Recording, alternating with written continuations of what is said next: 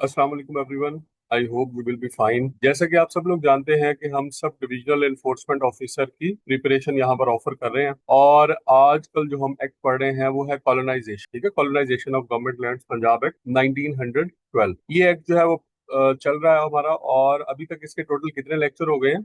इसके टोटल जो है वो 4 लेक्चर हो गए हैं। आज जो है इसका लेक्चर नंबर 5 होगा, जिसमें हम सेक्शन नंबर 26 से लेके 30 तक डिस्कस करेंगे। आई होप कि आज का लेक्चर जो है वो आप लोगों के लिए फ्रूटफुल होगा। अपना फीडबैक हमें जरूर बताइएगा। तो स्टार्ट करते हैं इसको। देखिए जी, सेक्शन नंबर 26 क्या है? Provision for re entry and compensation for building on sites allotted for residential purposes. देखिए जी, रेजिडेंशियल पर्पस के लिए अगर कोई बिल्डिंग दी है हमने, अगर अगर आपको याद हो तो पिछले सेक्शन में ये पढ़ा था कि अगर कोई शख्स जो है वो स्टेटमेंट ऑफ कंडीशन को फॉलो नहीं कर सकता तो फिर कलेक्टर उसको निकाल भी सकता है। ठीक है, उसको निकाल के वो जगह जो है वो खाली भी करवा सकता है और री एंटर भी करवा सकता है। इसी तरह से री एंट्री का क्या मतलब है कि वो शख्स दोबारा आ जाए किसी तरह से, कि मुझे दोबारा जो है ये जगह दे दी जाए, मेरे बाप दादा यहाँ पे रहते थे, ठीक है, तो मेरे से गलती हो गई है तो मुझे ये दोबारा जो है इसकी ऑक्यूपेशन दे दी जाए, कब्जा दे दिया जाए। तो ऐसी सिचुएशन में वो दोबारा कंसीडर कर सकता है। तो क्या है, in case where a tenant has been allotted a site for residential purpose. देखिए, साइट ही रेजिडेंशियल पर्पस के लिए, इन कंसिडरेशन ऑफ इस टेनेंसी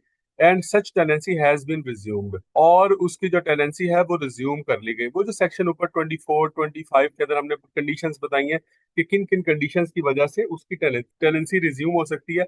रिज्यूम का मतलब है वापस ली जा सकती है। रिज्यूम का क्या मतलब है? वापस लेना। यहाँ लॉ में इसका मतलब है वापस लेना। Under the provision of section 24 and 25, ये आपने याद कर लेना। 24 25 इसका एमसीक्यू बन सकता है। The collector may re enter and take possession of such site. Collector जो है वो उसको री एंटर भी कर सकता है, वो उसको दोबारा दे सकता है। ठीक है, अगर वो खाली है तो भी, अगर कोई और वहां बैठा है तो भी जो है ना उसको, अगर तो खाली है फिर तो वेल एंड गुड, अगर कोई और बैठा है तो फिर इसको क्या करेंगे? रीजनेबल कॉम्पनसेशन पे करेंगे। Provided that the collector shall fix and pay to the said tenant reasonable compensation for or permit him to remove any building or improvements made by him on such site। लेकिन अगर कोई शख्स उसकी जगह पे आ गया था वहां पर, ठीक है, एक हाउस था, मिसाल के तौर पे हम ये कहते हैं कि ये घर है एक, सही है, पहले ये टेनेंट ए के पास था और किसी वजह से जो है वो इसको यहाँ से निकाल दिया गया और ये दे दिया गया टेनेंट बी को। टेनेंट बी जो है उसने क्या किया कि यहाँ पे बोर करके जो है वो पानी की मोटर लगवा ली है। ठीक है, उसके अलावा जो है उसने यहाँ पर स्टेयर्स बनवा ली हैं। तो ये दो इंप्रूवमेंट्स उसने कर ली। अब जो है वो ये जो टेनेंट ए था इसने जाके कलेक्टर से राब्ता किया। ठीक है, उसने कहा जी मुझे मेहरबानी करें वो दोबारा दिलवा दे। कलेक्टर जो है वो जारी बात है बी को बुलवाएगा, उससे पूछेगा, तो बी कहेगा जी मैं इसके साथ एक खाली पड़ा हुआ है, मैं वहां शिफ्ट हो जाता हूँ, तो आप इनको दे देंगे, कोई मसला नहीं है, मुझे कोई इशू नहीं है। तो ऐसी सिचुएशन में लेकिन जो उसने वहां मोटर लगवाई है, ठीक है, और जो वहां पर उसने स्टेयर्स बनवाई हैं, उसकी जो कॉस्ट है वो ये वाला शख्स बेयर करेगा। ठीक है, ये जो ए है ये बेयर करेगा और उसके बाद फिर जो है इसको खाली किया जाएगा और इसको री एंटर कर लिया जाएगा। तो आई होप कि आपको ये वाला सेक्शन समझ में आ गया होगा। अच्छा भाई, इसके बाद आ जाता है सेक्शन नंबर 27। 27 क्या कहता है? Saving of certain tenancies and condition. अब सर्टन टेनेंसीज एंड कंडीशन जो है वो क्या है? Nothing in section 24 25 and 26 shall apply. कहता 24 25 26 के अंदर जो है वो जो कुछ भी लिखा हुआ है वो इन चीजों पे, इन जगहों पे अप्लाई नहीं होता। ये स्टेटमेंट ऑफ कंडीशन से मुतालिक है कि अगर लोग ये कंडीशंस पूरी ना करेंगे तो उनकी टेनेंसी जो है उसको खत्म कर दिया जाएगा। अच्छा, ए में क्या कहता है? The case of land irrigated bye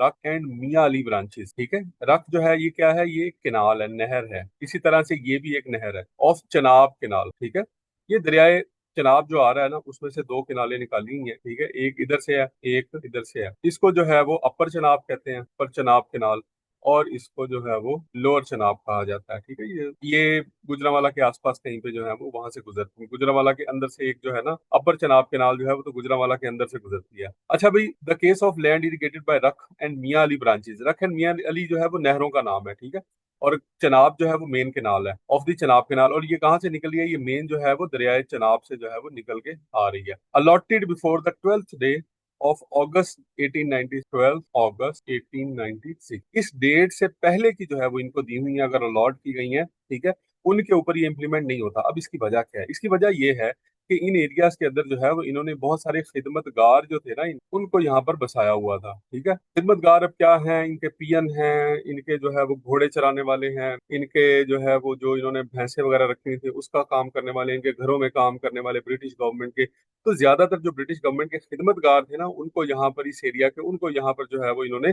जमीनें वगैरह अलॉट की हुई थी। तो इन्होंने कहा कि इन लोगों के ऊपर अप्लाई नहीं होता। और दूसरा ये है कि ये चूंकि ये ऐसी जमीन है जो नहरों के आसपास है और दरिया के करीब करीब थी, तो ऐसी जो जमीनें हैं ये ज्यादा उस वक्त आबाद नहीं थी। तो उनको जारी बात है आबाद करने के लिए भी जो है वो इन्होंने इसको थोड़ा सा एक थोड़ा सा जो है वो प्रिविलेज दिया और इसको थोड़ी सी एग्जेम्पशन भी दी। और उसके बाद कहता है कि any breach of condition regarding arboriculture, arboriculture होता है दरख्त उगाना, दरख्त, arboriculture included in the statement of condition other than statement pertaining to the tree planting tenants. ठीक है, अगर अबोरिकल्चर से रिलेटेड अगर किसी शख्स को जो है वो जमीन मिली हुई है, ठीक है, दरख्त उगाना है उसका काम है, तो उसे कहा गया कि आपको जो जमीन दे रहे हैं ना आपने सिर्फ इस पे दरख्त उगाने हैं, ठीक है, उनके ऊपर भी जो है बाकी सारे के सारे ये जो सेक्शंस हैं 24, 25, सभी ये अप्लाई नहीं होते। लेकिन इसका हरगिज मतलब ये नहीं है कि उनके लिए स्टेटमेंट ऑफ कंडीशन उन पे अप्लाई नहीं होगी, बल्कि वो उसी तरह अप्लाई होगी जो बाकियों के ऊपर अप्लाई है। और any tenancy schedule under the proviso of section 4, ऊपर ऊपर हमने सेक्शन 4 पढ़ा था, except to such extent as may be specified in the statement of condition applicable to such tenancy. कहता ये जो प्रोविजंस दी गई है ना सेक्शन 4 के अंदर वो भी यहाँ पर जो है वो अप्लाई नहीं होंगी, लेकिन जो स्टेटमेंट ऑफ कंडीशन है जैसा कि मैंने ऊपर भी बताया स्टिल जो है वो ये एप्लीकेबल होगी। जारी बात है स्टेटमेंट ऑफ कंडीशन जो है वही तो उसको गवर्न करेगी। तो अब यहाँ पे उसने क्या कहा कि कुछ टेनेंसीज के ऊपर ये लागू नहीं होते। कौन कौन सी है? एक थी रख और मियां अली ब्रांचेस के आसपास जो इलाका है, ठीक है, चिनाब केनाल के साथ साथ लोगों को जहाँ पे आबाद किया गया जो कि खिदमतगार थे, अंग्रेज गवर्नमेंट के जो है वो खिदमतगार लोग थे, यानी इनके मुलाजमीन थे ज्यादातर। तो और उसके अलावा इनके ऊपर अप्लाई नहीं होता। इसके अलावा अबोरी कल्चर जो है जो लोगों को हमने या ब्रिटिश गवर्नमेंट ने दरख्त लगाने के लिए जमीनें जो है वो दी हुई हैं ठेके पे, उनके ऊपर अप्लाई नहीं होता क्योंकि उनकी कंडीशन जरा मुख्तलिफ है, बाकी फसलों का जरा मामला मुख्तलिफ होते हैं। और उसके अलावा है जी the tenancy schedule under section 4।